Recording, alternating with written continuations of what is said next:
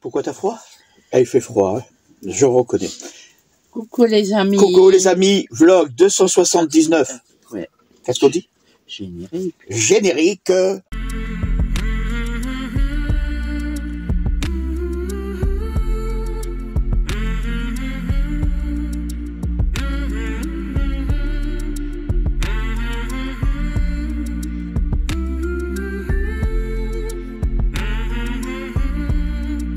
Qu'est-ce que tu voulais me dire, toi? Rien. Par rapport... Mais si, tu parlais, Ah, tu je parlais me de titre. rappelle plus. Je me rappelle plus. Oh. Ah bah oui, mais qui m'a ma mousse ou un truc comme ça, je sais pas. Qui est ma mamouche? Non, mais écoute, je me rappelle plus. Non, bon, le titre, je pense que vous avez la référence. Hein. Pierre qui roule dans ma spamousse. Voilà, c'est compliqué. Ouais, tu sais que c'est pas compliqué, c'était En Xavier. Plus, ouais. J'avais marqué Xavier, mais bon.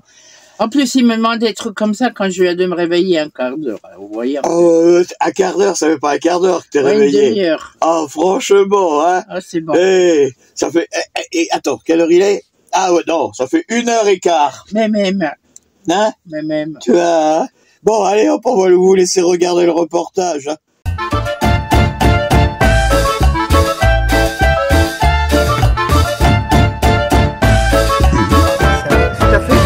C'est des beignets pommes façon Réunion. Réunion? Ouais, la Réunion, le pays là. Oui, là, non, le département, oui, c'est pas le pays. Ouais, je mets un peu de rhum dedans. En plus? Ouais. Oh putain, on va être beurrés en plus. Il y a les pommes râpées. Des pommes râpées? Ouais. Ah d'accord. On peut les faire aussi avec des bananes.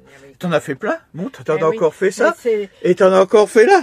Et c'était pour... il y avait marqué pour 2 à 4 personnes. Mais... Ouais, bon, et il y en a encore? Et j'ai encore ça. Au pire, je les distribue. Hein. Ouais, bah vaut mieux, hein? Tu crois pas? Ouais. Voilà.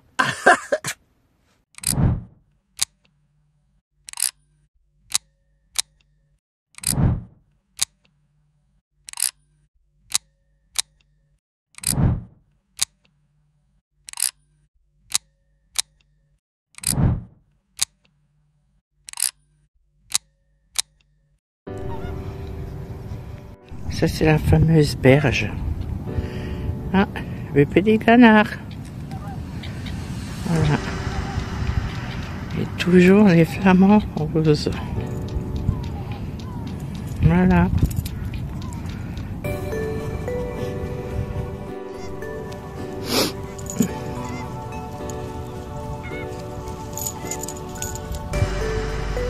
Et là, que des flamants roses. Regardez. Et là, pareil, au fond. Vous les voyez pas. Non. Là, pareil. Et là, aussi. Ils font. Pareil. On les voit mieux.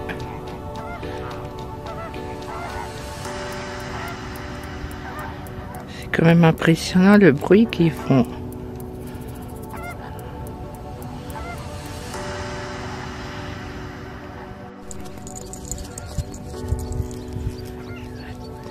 Il est tranquille là dans son champ.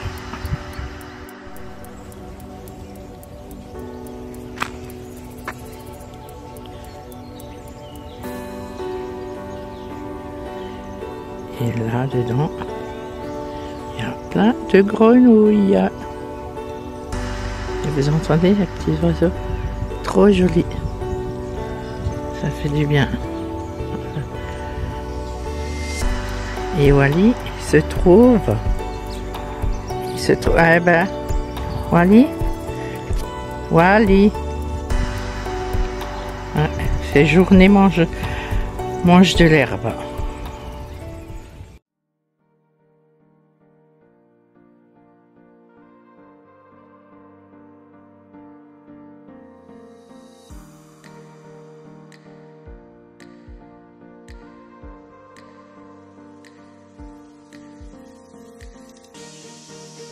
Tu vas ce matin? Coco, il y a Wally, on l'a mis dans la cage pour le transport, mais hein, ça va. ce matin, il y a un beau soleil, après les 2 jours de mauvais temps qu'on a eu. Bon, c'est pour ça qu'on s'est arrêté aussi, hein, parce qu'on savait qu'on allait avoir de la pluie et tout, et on a pris le mauvais temps. Non, on avait pris le temps de se choisir un endroit qui nous plaisait. Voilà. Ah, on va être obligé de tourner là. Voilà, sinon on va reprendre la route tranquille et on vous dit à bientôt dans l'autobus. Bisous, Non, bisous. dans l'escargot. Bye bye.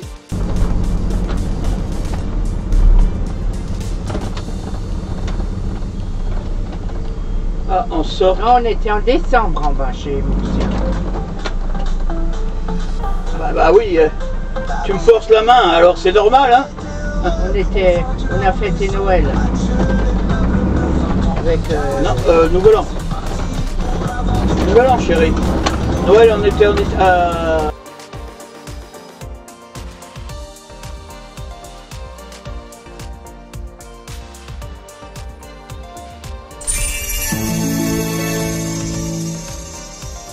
Palavas-les-Flots créé en 1850 à la suite d'un démembrement du territoire de ses communes voisines. Cette petite ville méditerranéenne située sur le littoral du golfe du Lion et de son annexe, le golfe d'Aigues-Mortes, est, depuis son origine, un modeste port de pêche positionné à l'embouchure du fleuve Languedocien-le-Lay. Le Transcanal est le plus court téléphérique au monde, 83 mètres, pour aller d'une rive du canal à l'autre, sans le moindre effort. Le phare de la Méditerranée est construit sur l'emplacement de l'ancienne redoute de Balestra, l'ancien château d'eau, haut de 45 mètres, édifié en 1943. Présente un coffre de béton qui a été profondément transformé pour devenir le phare de la Méditerranée.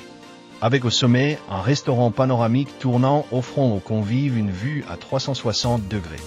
Une médiathèque et 3 musées sont implantés à Palavas, dont 2 rappellent l'œuvre du dessinateur humoristique Albert Dubout dans la redoute de Balestra et le Petit Train, qui desservit la station de 1872 à 1968. L'église catholique paroissiale Saint-Pierre, bâtiment a été édifié en 1896 grâce à une souscription pour remplacer l'église de planches. Premier bâtiment religieux du village, l'église est un édifice de style néo-roman et ne possède qu'une seule nef et une seule tribune. L'église abrite les cendres de la martyre Sainte Florence, dont on peut voir le gisant, celui-ci étant une reproduction de cire polychrome.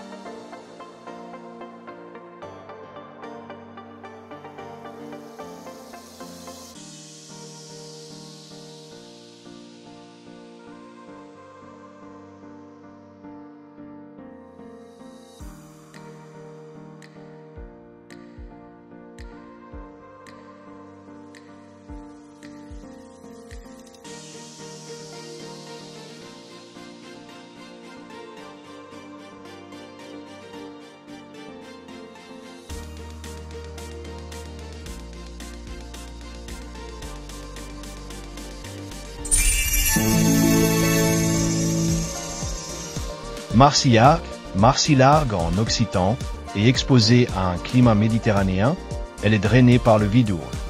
Le ruisseau de la Capoulière et par un autre cours d'eau. Ses habitants sont appelés les Marcillargois ou Marcillargoises.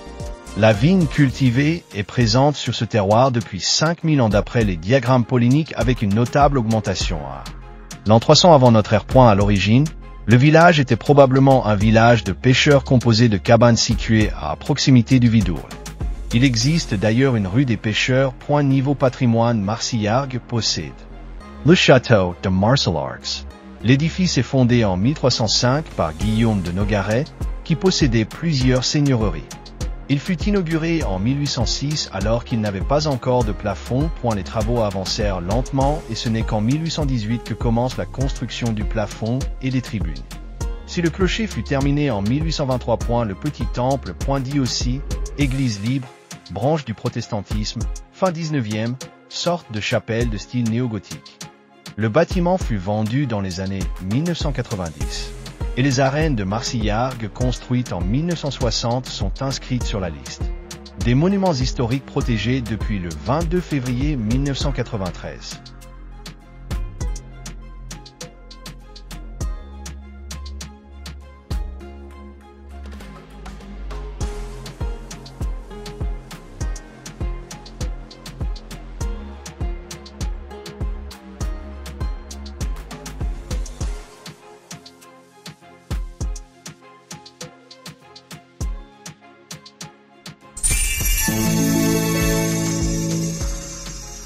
Aimargues est une commune française située dans le département du Gard. Elle est drainée par le Vidourle, la Cubelle, le Rogny. Le nom d'Aimargues dérive d'Armatianicum, une villa du VIe siècle mentionnée pour la première fois en 813 dans le cartulaire de l'abbaye bénédictine. De Psalmodie, le château d'Aimargues, édifié avant 1185, sous le nom de Castrum Armazanicarum, est placé sous la dépendance de la famille d'Uzet. Au cours des années 1160 à 1190, un grand nombre de castras et de villes deviennent possession des Templiers dans la basse vallée du Rhône. C'est le cas d'Aimargues, en 1161, qui joue un rôle important comme centre de recrutement pour le temple de Saint-Gilles. Du 27 août au 22 septembre 1815, Aimargues est occupée par un contingent d'Autrichiens. On peut voir une glacière, construite en 1786 à 1788, à la sortie du village. Ce petit bâtiment circulaire à toit en coupole est resté en service jusqu'en 1906 et a fait l'objet d'une restauration en 1990 à 1991.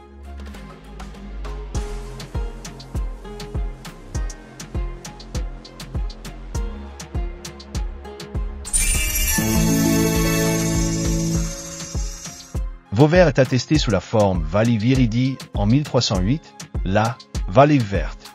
Appelée Posquière au Moyen Âge, la cité connut un grand renom. La cité et son château étaient bâtis sur la colline dite le Castelat. Le site était déjà occupé dans l'Antiquité puisque des vestiges d'une villa romaine y ont été découverts. Les Juifs s'installent progressivement vers le 8e siècle et leur population s'accroît en 1140 avec l'exil des Juifs. Andalous fuyant les persécutions almohades. Le marquis de Montcalm, célébrité française à Québec, fut baptisé en l'église de cette ville.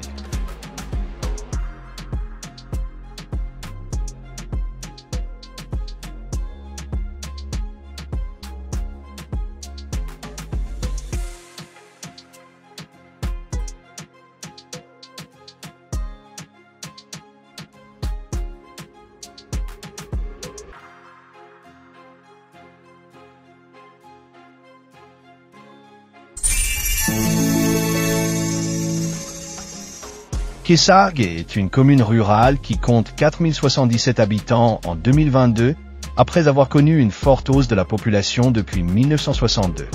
Elle est dans l'agglomération de Nîmes et fait partie de l'aire d'attraction de Nîmes. Ses habitants sont appelés les Quessarguais ou Quessarguaises. Les guerres des Albigeois portèrent le trouble et la dévastation dans le village en 1167. Lieux et monuments les arènes, situés au centre du village, sont un lieu typique de nombreux villages de la région. Un pigeonnier se trouve sur la place du village. Le bâtiment de la poste, anciennement le clocher, l'église, l'ancienne mairie et le château sont les 4 plus anciens bâtiments de la commune.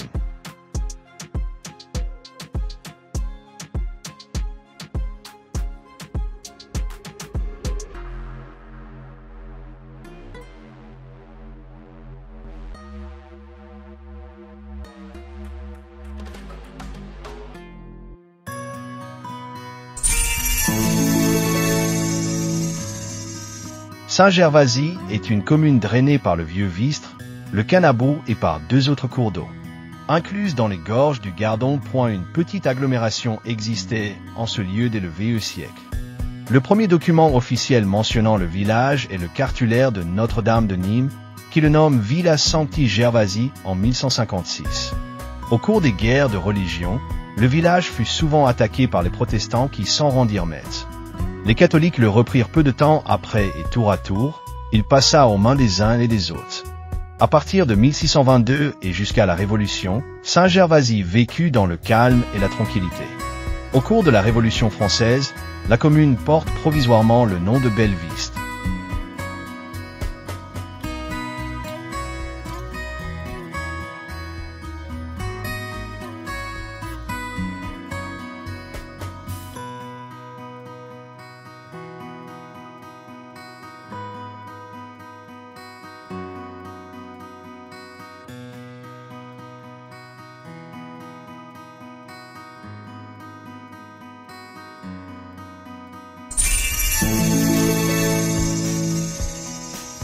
Bezous, Bezossa en occitan, le nom de la commune a évolué au cours de l'histoire du village.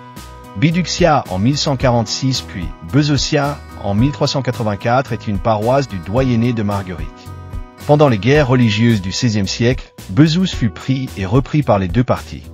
Deux fois, en 1562 et en 1579, les catholiques furent massacrés et le village pillé par les Huguenots. Louis XIII séjourna à Bezous du 4 au 7 juillet 1629 et y reçut la soumission des protestants de Nîmes. Bezous devient succursale érigée par décret du 17 prairial en 6 juin 1805, avec un vicariat décrété le 7 novembre 1818. Sa population, majoritairement de confession catholique, s'élève à 774 âmes. Les écoles sont dirigées par des frères de Saint-Landréol. L'établissement des frères a été fondé en 1859 par le baron de Fontarèche.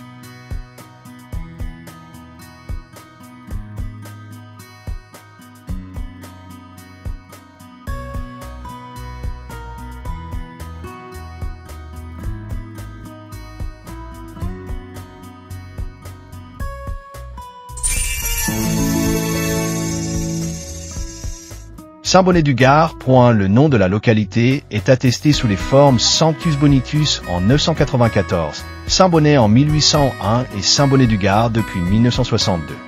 Les premières traces d'occupation humaine à Saint-Bonnet sont liées à l'oppidum de Marduel. L'occupation du site aurait débuté à la fin de l'âge du bronze et duré près de 7 siècles, jusqu'à l'âge du fer et la période gallo-romaine. Monuments historiques, les vestiges de l'aqueduc de Nîmes, datant du milieu du 1er siècle. L'église Saint-Bonnet de Saint-Bonnet-du-Gard.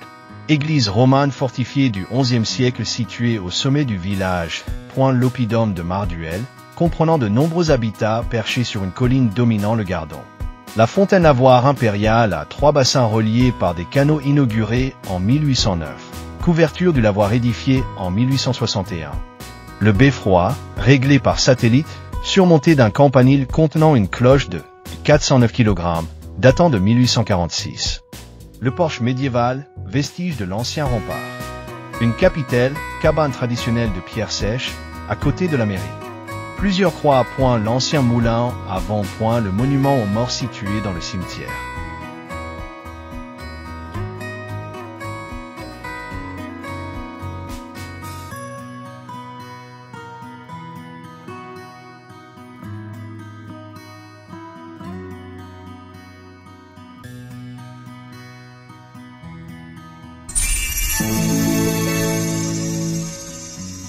Remoulin, en occitan Remolin, qui veut dire tourbillon. Le nom de la localité est attesté sous les formes castrantes de Remolini en 1121, Remoulin depuis 1793 et 1801.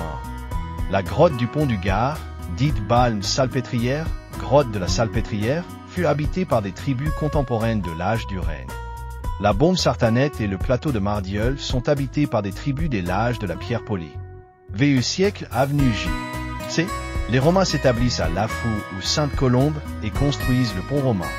Premier APJ. C. Construction du pont du Gard sous le règne de Claude et de Néron. 736 April. J. Charles Martel poursuivant les Sarrasins campe avec son armée au camp de Roussin. La commune est riche de 6 monuments historiques. Les vestiges de l'aqueduc de Nîmes, datant du milieu du 1er siècle.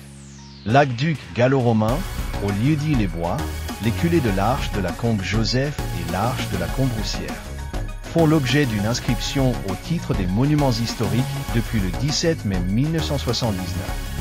L'ancienne église Notre-Dame de Bethléem de Remoulins et tour dite des Gardes, datant du XIIe siècle. Le château de Rabas, datant du premier quart du XVIIe siècle. La porte de ville fortifiée, datant du Moyen Âge. L'ancien pont suspendu dont ne subsiste, sur chaque rive, que la cule est composée de 2 colonnes doriques et les maisons de gardiens.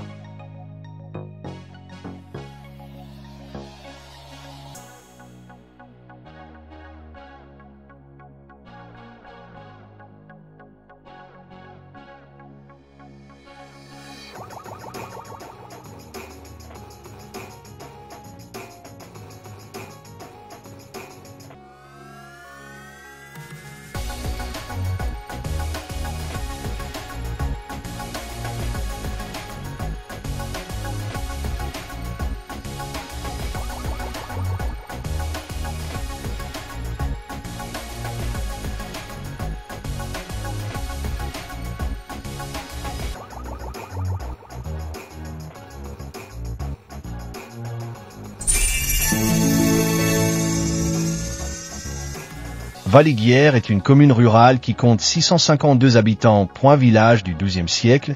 Le nom de Valiguières, Val à quoi égale Vallée des Eaux, apparaît la première fois en 896. Le monument du château de Valiguières, de l'église Saint-Julien de Valiguières. L'édifice a été inscrit au titre des monuments historiques en 2007. La fontaine. La chapelle Saint-Pierre de style roman. Beatty, sur un oppidum romain.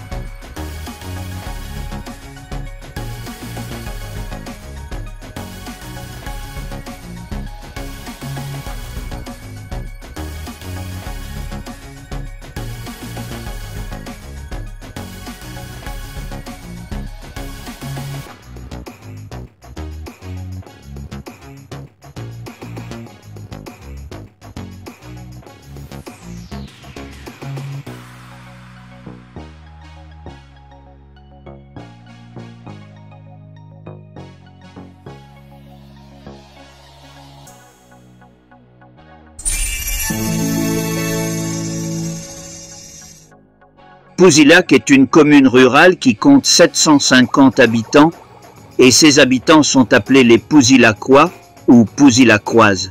Au XIIe et XIIIe siècle, l'abbaye Saint-André de Villeneuve-les-Avignon y possédait l'église Saint-Privat au cimetière, que l'évêque d'Ouzès lui avait cédé en 1164, ainsi que l'église paroissiale Saint-Sauveur et en percevait les revenus. Le château de Pouzilac se situe sur la commune de Pouzilac. La construction du château a débuté au XIIe siècle et s'est terminée au XIXe siècle. La chapelle Saint-Privat est une chapelle romane en ruine située à Pouzilac. La chapelle occupe un site situé le long de l'antique voie romaine reliant Nîmes à Alba Augusta, sur lequel ont été découvertes des inscriptions et épitaphes antiques. Le village de Pouzilac est mentionné dès 1121 sous le nom de Castrum de Pouzilac. La chapelle elle-même apparaît sous le nom de prieuré Saint-Privat de Pouzilac en 620.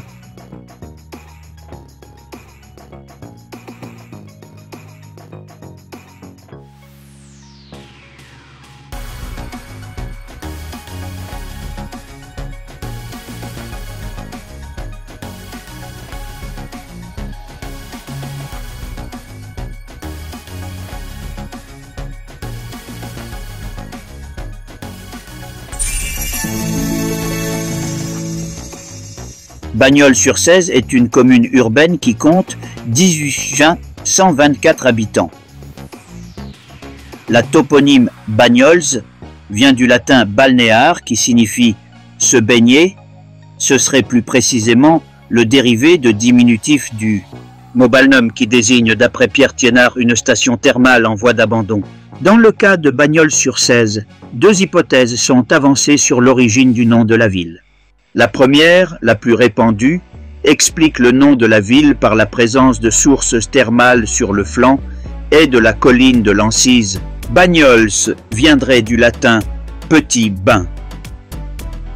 La seconde hypothèse explique le nom de la ville par la nécessité pour un voyageur parcourant l'axe nord-sud de la rive droite du Rhône de se mouiller les pieds pour traverser la Cèze à gué. Pierre Thiénard, qui formule cette hypothèse, remarque que tous les Bagnols n'ont pas de source thermale et il relève un cas de... Le centre-ville de Bagnols-sur-Cèze a gardé son caractère avec des ruelles étroites et des façades anciennes.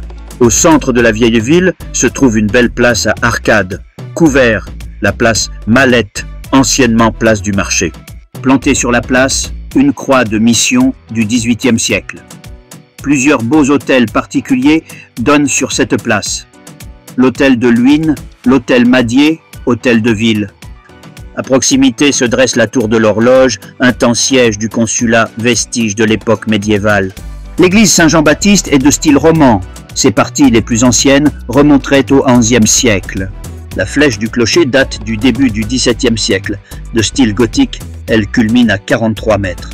Par ailleurs, le clocher abrite un puissant bourdon de 2 sanctetas, la Dumas, plus grosse cloche du département du Gard, fondue en 1859 par la fonderie Burdin-Aîné de Lyon. Le musée Albert-André abrite une collection de tableaux et de sculptures impressionnistes, post-impressionnistes et figuratifs du 19e et 20e siècle. Voilà. Et voilà. Vous avez vu la route.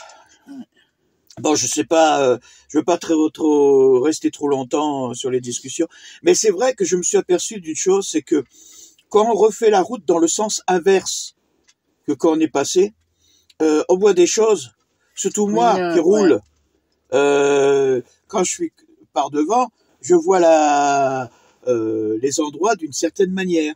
Mais quand je repasse dans l'autre sens, on voit pas la même chose. Je vois pas la même chose. Pourtant, oui. les routes n'ont pas changé, hein, c'est les mêmes. Oui. Mais on voit les mêmes choses. Voilà, c'est... Bon, on a un peu froid hein, en ce moment. On met dans le camping-car, on met le chauffage. Hein. Oui, mais bon, c'est quand même un peu... Bon, on va vous laisser passer une... agréable journée. Et une bonne semaine. Et on vous dit à la semaine prochaine. Bye bye les amis. Bien. Babou et Mila, en camping-car c'est une sacrée aventure. Sur les routes ça tangue, ça chante. Dans leur petit escargot roulant, ils sont un peu fous mais ensemble c'est sûr, ils rendent chaque jour joyeux. Babou prend le volant.